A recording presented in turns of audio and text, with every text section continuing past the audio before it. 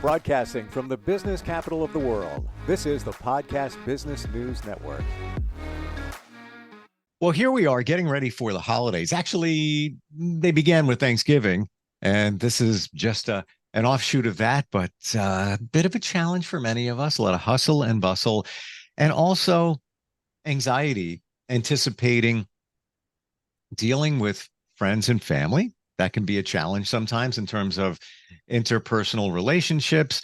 Then there can also be the letdown. You know, you thought it was going to feel this way, but it didn't feel that way. There's a lot going on here. Time for a psychologist to break that all down and help us out with that. And she's a fantastic one. In fact, she also is an author of a couple of really great books that we've talked about in the past. And she's back with us. Dr. Ann Creekmore joins us on the program. And welcome. How are you? Good. How are you, Steve? Doing well, and yeah, I'm feeling it. I'm in the New York area. I'm jumping on a train later on this afternoon, going into the city, and then there's a friend asked me to go shopping tomorrow. Last minute stuff. Sure. Don't really want to, but I said yes, just to support. But yeah, Sure. there's a lot going on. How do we manage all of that and still stay calm and grounded through all of this entire season? That's a good question.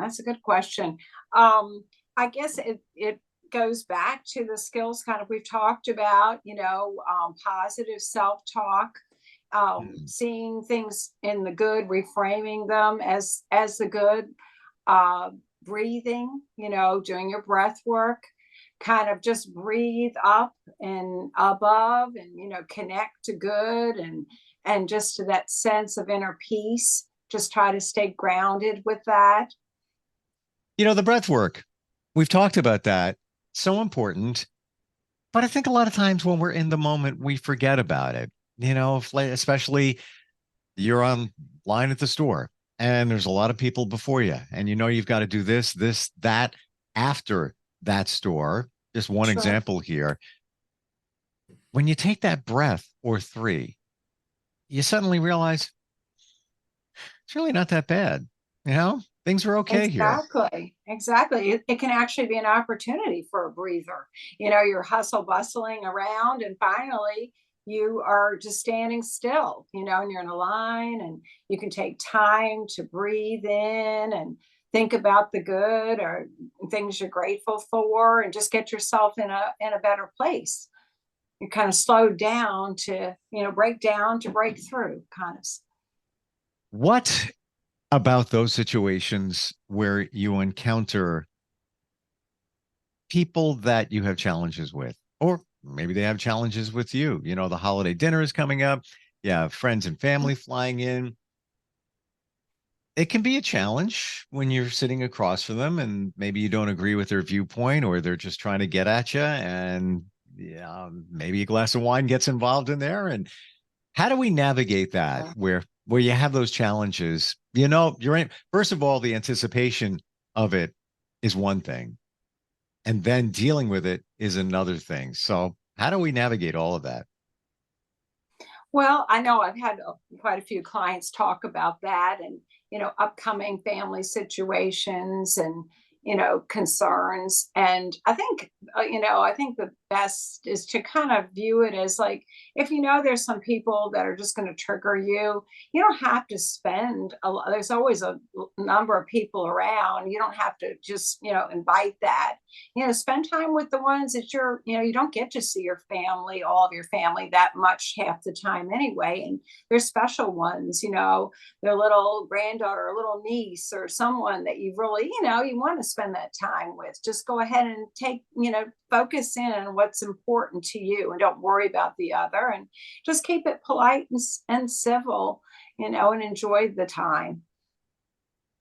How do we, lack of a better description, walk away from those situations where you want to be respectful to the other person that you might not necessarily agree with, but also you don't want to engage with them?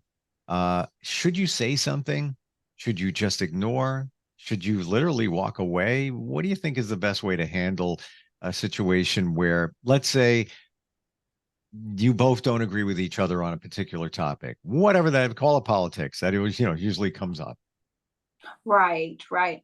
Well, I mean, one thing that comes to my mind is sometimes is if you feel like someone is being narcissistic, you Mm. can start to use what I've coined as narcissist speak, which is if you actually feel hit, right, like someone's throwing an arrow at you out of the blue, it's kind of a sign that that they Mm. really that there's narcissism maybe going on. Like it doesn't make any sense. Say somebody runs into the room and starts yelling, "You're so aggressive," to you or something. Well, who's the person being aggressive in that situation, right? If they run in the room and start telling you off and you're being aggressive.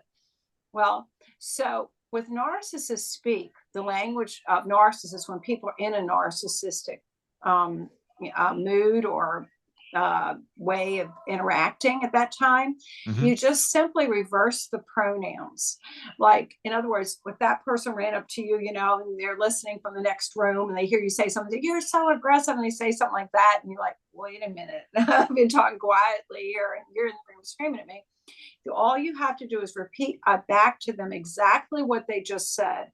Because people, when they're being narcissistic, can only see themselves kind of like they're wearing this trifold mirror around their head and they're looking in the mirror. So they can hear what they said, but they're not even seeing you. So you can say, all you have to do is reverse the pronouns. I call it PTSD because you kind of get PTSD when you're in that kind of an interaction. But it's an acronym you use for P is for pause, T is for translate, the opposite, S is for state, the opposite, and then D is for just detach. So I'm going to give you just a little quiz, see if you can do this. Sure. If someone comes into you and you're having a nice conversation with somebody else and they run in during the Christmas party and say, "You're so aggressive," to you, then what would you say back to them? If you just pause, you translate it. So what they really said was that they were aggressive. You say, "You're so aggressive," and all you have to do is change the pronouns and say their exact sentence back. What would you, and then just say it to them and then don't say anything else. What exactly would you say if someone says to you, "You're so aggressive"? What would you say back, translating it? I know you are, but what am I? No, I'm kidding. Or how about one of us is? But Hmm. no, I mean, if you're going to use narcissist speak, what would you say then? Okay, just all you have to do is change the you to I or the I to you, the pronoun. That's it. All you do is change it, because when a person is what happens when they're trying to make themselves look good, everything good's about them, everything bad's outside them. So if they know that they're doing something wrong, they put it as you're doing it wrong. And it just gets garbled. And you can help them hear themselves and understand what they really mean when you translate it. Kind of like if somebody's blind, you're trying to help them, get up a step, take the arm, step up. You're helping that person who is garbled, is using the defense mechanism splitting. So they say to you, "You're so aggressive," out of the blue. You say right back to them, "You're so aggressive." Now, you don't have to argue with them. You don't have to say it. You can say it in a calm way. You don't just copy the way they say it, but you're just repeating their words. You just say, "You're so aggressive." You say, it comes, Mhm. "You're so aggressive." You say, "You're so aggressive." And do you Hmm. know what they'll say then? They'll say, "You're right." Because that's Interesting. really what they were saying, but they just didn't, it got garbled by the splitting defense, where like they're feeling that they're aggressive, they're in here listening to your conversation, taking what you said politically, getting themselves in a tizzy ready to fight, and they come in and say you're being aggressive, but really they are, right, if they came in intruding. This is So when fantastic. I yeah. love this. Mhm. Would you say it's a form of deflection? They're deflecting away from Mhm. themselves. And I've been in Yeah, those situations absolutely. where, even with an ex, where I would point out a situation, something that's happening. Maybe they did something, and I speak in facts. I've Mhm. I've gotten to the point where the facts don't lie. Try to remove the emotion, and I'll Mm-hmm. point something out. And instead of Right. acknowledging what they may have done or did, they will find something else in me. Well, because Exactly. you did this, but that's not the Exactly. point. We're not talking about that, whether it's right Exactly. or wrong. Usually it's just they come up with something anyway, just to take the attention off themselves. Uh, Right. Interesting. When you first asked me that question, I'm wired more as a fixer.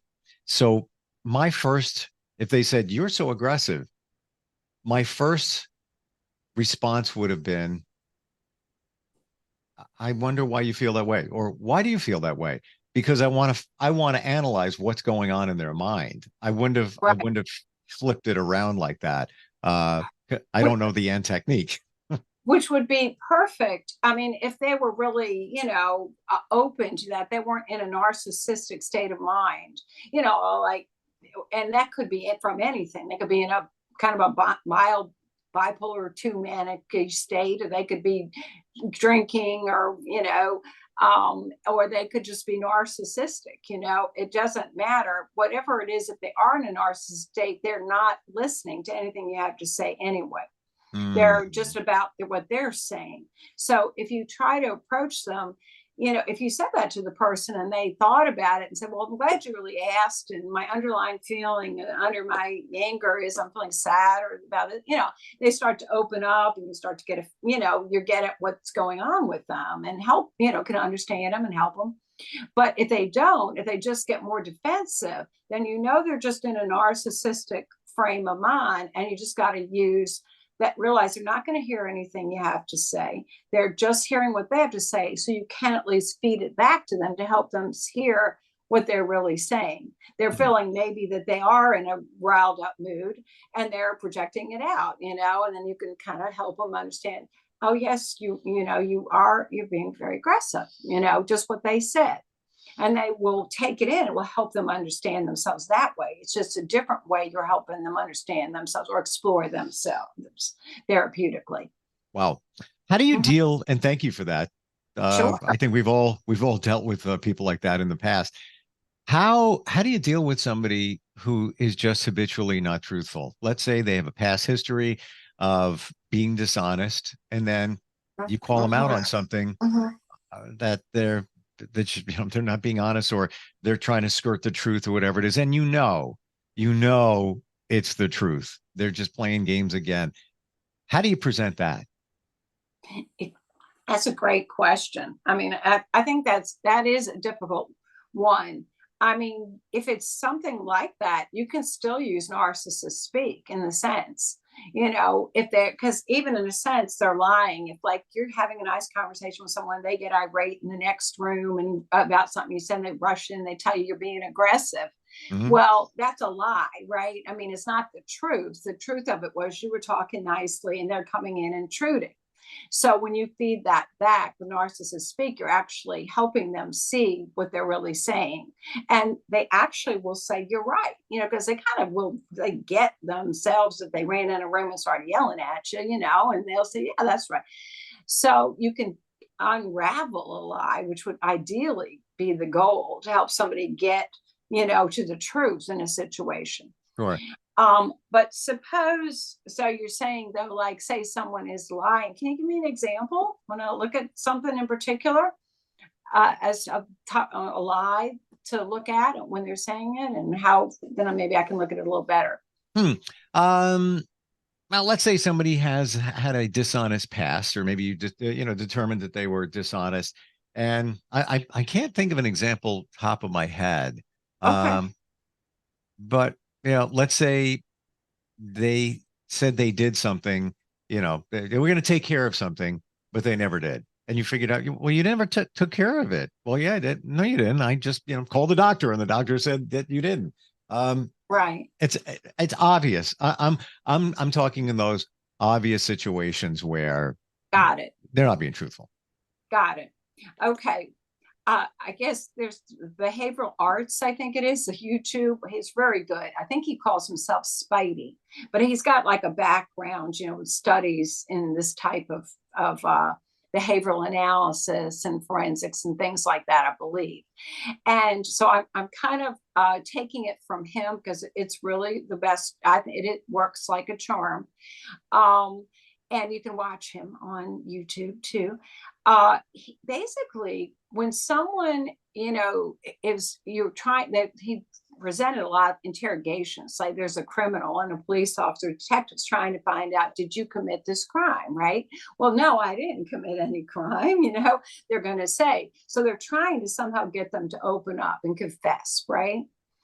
And the best way to get someone to confess to something is if you, I don't know how to put this exactly, but downplay the gravity of it and downplay the seriousness of whatever they did. Like, in other words, or that it has any reflection on them as being a good person. Like if somebody says something, I called the doctor and I took care of that. And you said to them, well, I really understand you've had an impossible day. You really didn't have a chance to get to it. You intended to get to it. And it's really, and you understood how important it was. And I know you feel really, really badly that you did not make that phone call, and it's totally understandable why you didn't make that phone call. Well, the person is going to say, yeah, you're right. You're a liar. And then right at that point, you're a liar. I gotcha. Yeah, and then Steve goes, you're a liar. I knew it. Gotcha. No, but you know what I'm saying? Yeah. If you drop their defenses. Right. You drop their defenses. Yeah, you just say, look, I'm totally open, I mean, once, I'm totally open to what you did. You did it with good purpose. You're a good person. Right. They'll open up. Interesting. What about those who are very defensive? Let's say you're in a relationship. I'll try and give example. I'm trying to think of hypothetical things here.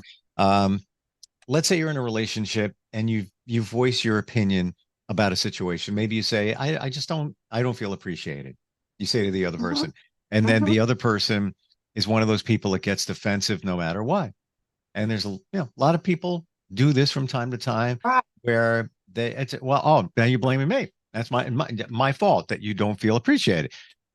Well, maybe you're not appreciating them. Maybe that's why they're bringing it up. Right. For people who are very defensive, how can you deal with that? Like when you can't even speak with them, they'll get defensive no matter what. Right. Or those people that they'll always think that it's their fault, or you're telling them it's their fault. When in reality, if we look at the whole situation, if somebody's saying, sometimes I don't feel appreciated, it's really on the person that's saying that. Maybe the other person is appreciating them, and the person that's saying, I don't feel appreciated, it's their perception. Maybe they're wrong, right?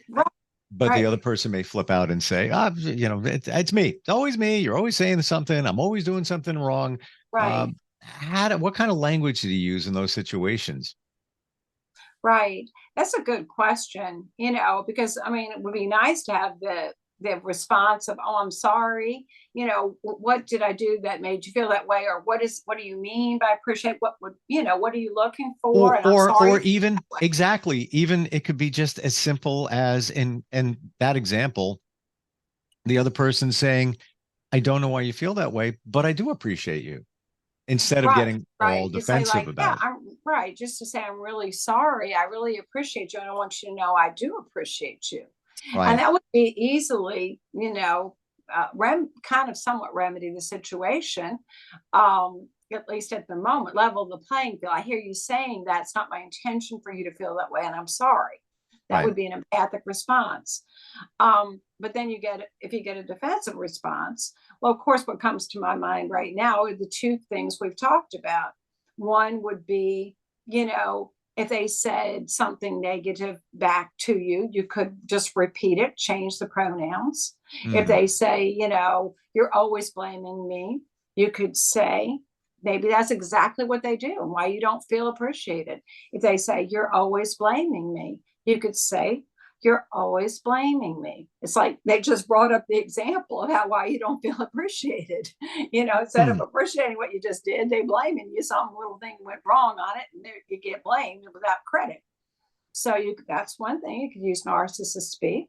Sure. The other would be, to use the other to say, I really know you're super busy and you're just really stressed out with this other, whatever they are.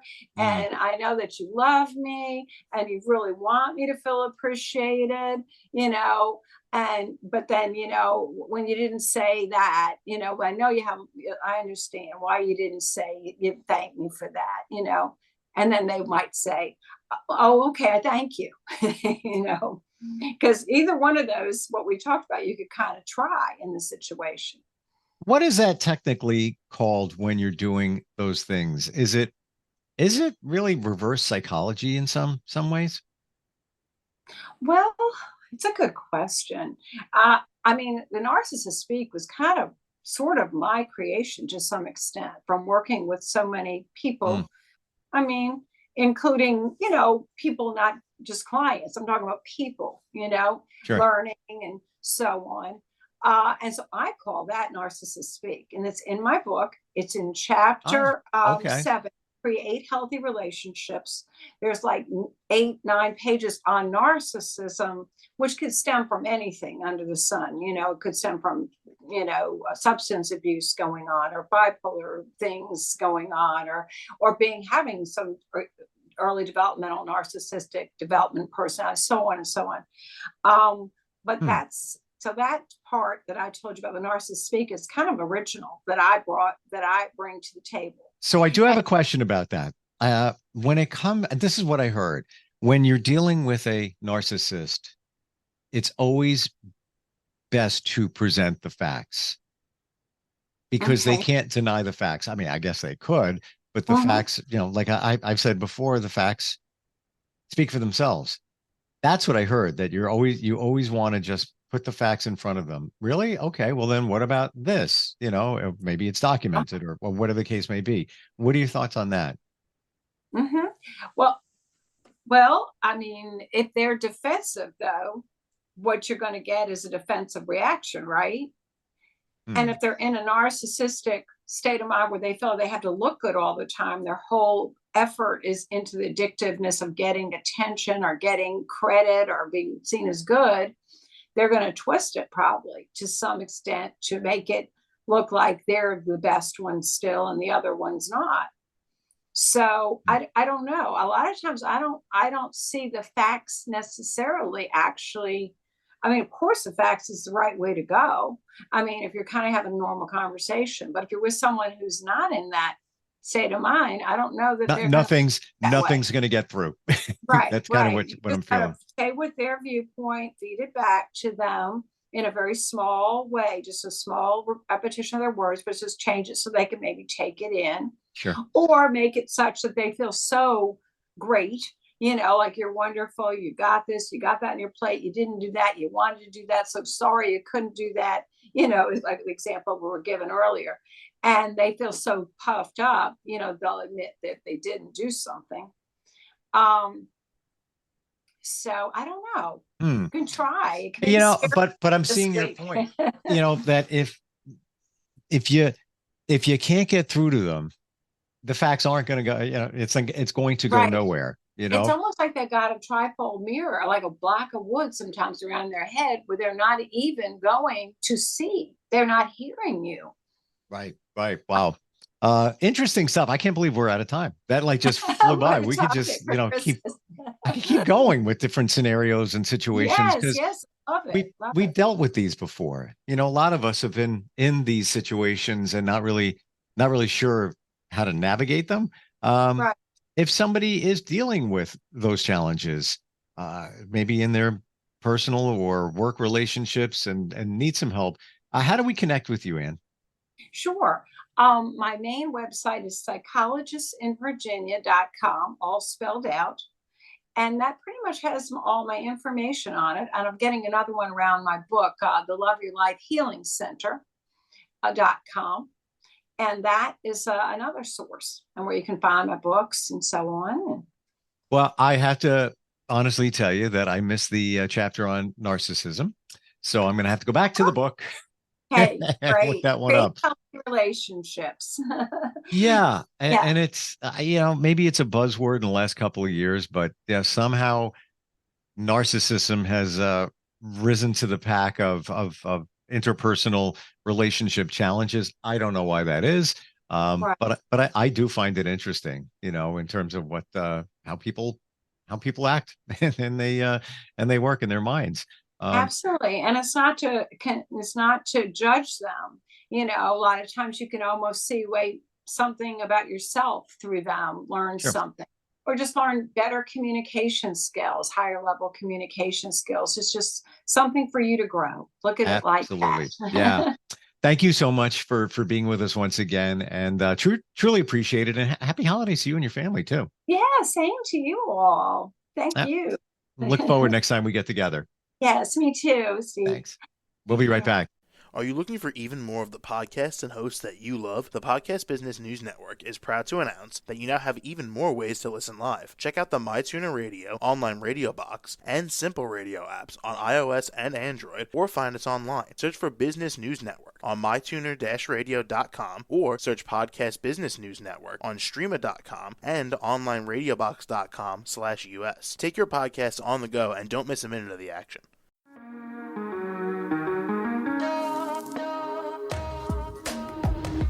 Broadcasting from the business capital of the world, this is the Podcast Business News Network. For nearly 2,000 severely injured veterans, everyday life has become filled with barriers. Day-to-day simple tasks can become pretty daunting. I have to carry my chair up 2 flights of steps or have somebody do it for me. What scares me the most is just the falling. When I'm struggling with my house, I think, to have that one great barrier just knocked down, it's crucial. Home for Our Troops is a wonderful nonprofit that builds a Mortgage-free, fully adaptive, handicap-accessible house. And there's no catch. It'll be our very first home that we've ever owned. This is a game changer. This is where your life begins again. We need you to join us in completing this important mission. Please visit hfotusa.org and help build homes and rebuild lives. Because of you, everything's going to be okay.